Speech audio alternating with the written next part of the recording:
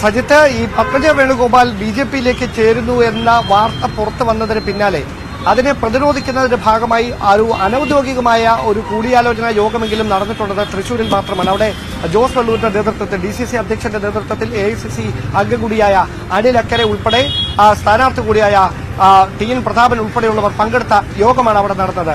അതിൽ കൃത്യമായി പത്മജ വേണുഗോപാലിന്റെ നിലപാടിനോടുള്ള അമർഷം നേതാക്കളുടെ എല്ലാവരുടെയും വാക്കുകളിൽ ഉണ്ടായിരുന്നു. ഒരു കാരണവശാലും പത്മജ എടുത്ത നിലപാടിനെ അംഗീകരിക്കാനാവില്ല എന്ന വിലയിരുത്തലിൽ തന്നെയാണ് നേതാക്കൾ മുഴുവനായി ഉള്ളത്. എന്തായാലും സൈത്ത് നേരത്തെ സൂചിപ്പിച്ച പോലെ കൂടിയാലോചനകൾ നടക്കാൻ രമേശ് ചെന്നിത്തലയും അതോടൊപ്പം തന്നെ പ്രതിപക്ഷ നേതാവ് VD സതീശൻ അതോടൊപ്പം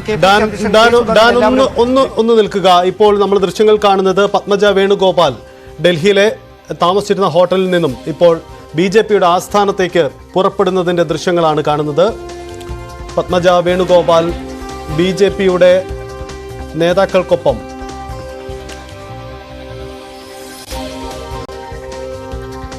BJP-യുടെ ആസ്ഥാനത്തേക്ക് തിരിക്കുന്ന ദൃശ്യങ്ങളാണ് നമ്മൾ കാണുന്നത്. അല്പസമയത്തിനുള്ളിൽ തന്നെ അവരവിടെ എത്തിച്ചേരും.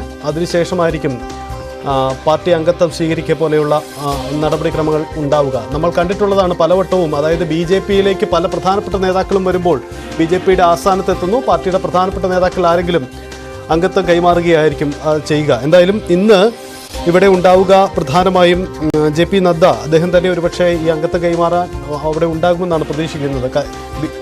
BJP-യെ സംബന്ധിച്ചിടത്തോളം കേരളത്തിലെ വളരെ പ്രധാനപ്പെട്ട ഒരു നേതാവിൻ്റെ മകളെയാണ്, കേരളത്തിലെ കോൺഗ്രസിന്റെ നട്ടലായിരുന്ന K കരുണാകരന്റെ മകളെ സ്വന്തം പാളയത്തിൽ എത്തിക്കാനായി എന്ന അവകാശവാദം തീർച്ചയായും BJP-ക്ക് മുന്നോട്ട് വയ്ക്കാം.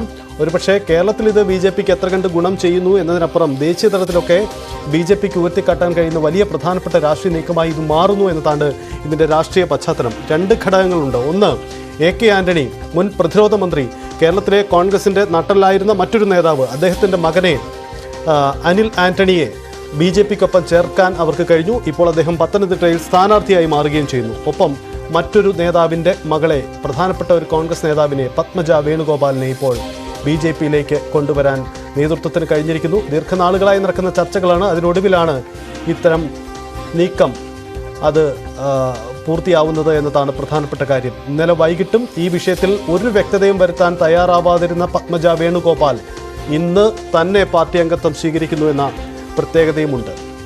ഇന്നലെ ന്യൂസ് 18 പുറത്തുവിട്ട ഈ രാഷ്ട്രീയ ബ്രേക്കിംഗ് ന്യൂസ്, അത് രാഷ്ട്രീയ കേന്ദ്രങ്ങളിൽ ഉണ്ടാക്കിയ പ്രതിഫലനം ചെറുതായിരുന്നില്ല.